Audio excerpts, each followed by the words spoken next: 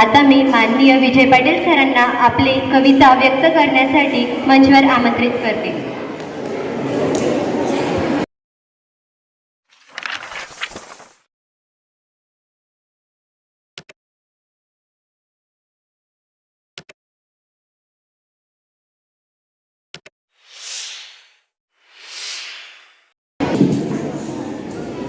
आदरणीय प्राचार्य महोदय, उपप्राचार्य महोदय, सर्व शिक्षक वृंद व माझ्या विद्यार्थी मित्रांनो, आज अखंड महाराष्ट्राचे आराध्य दैवत श्री छत्रपती शिवाजी महाराज यांच्या जयंतीनिमित्त माझ्याकडून तुम्हाला सर्वांना हार्दिक शुभेच्छा.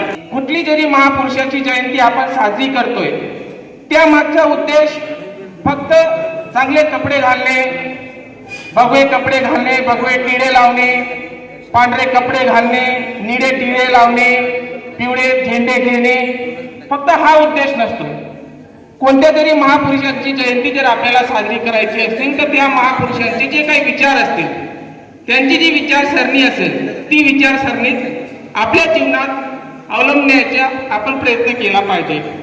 हाच कुठली तरी जयंती आपण साजरी करत असेल त्यामागचा खरा उद्देश असतो. ही जी एक कविता आहे, ही माझी स्वरचित कविता आहे.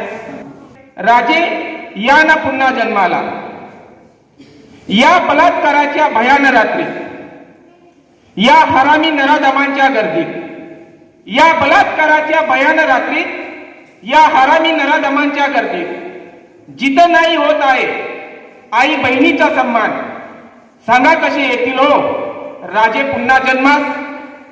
या घोटाळ्यांच्या काळ्या बाजारात राजकारण्यांची जोडी भरून झाली, या घोटाळ्यांच्या काळ्या बाजारात राजकारण्यांची जोडी भरून झाली.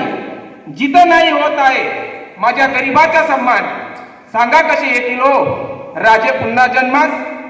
या जातीपातीच्या राजकारणात, हिंदू मुस्लिम शीख ईसाईच्या धर्मात, या जातीपातीच्या राजकारणात हिंदू मुस्लिम शीख ईसाईच्या धर्मात जिथं नाही होत आहे माणुसकी धर्माचा सन्मान, सांगा कसे येतील हो राजे पुन्हा जन्मास.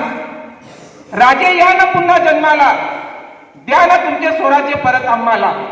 राजे या ना पुन्हा जन्माला, द्या ना तुमचे परत स्वराज्य आम्हाला. या रंगीबिरंगी मतलबी फॅशनच्या युगात सांगा कसे येतील हो राजे पुन्हा जन्मास, सांगा कसे येतील हो राजे पुन्हा जन्मास. धन्यवाद.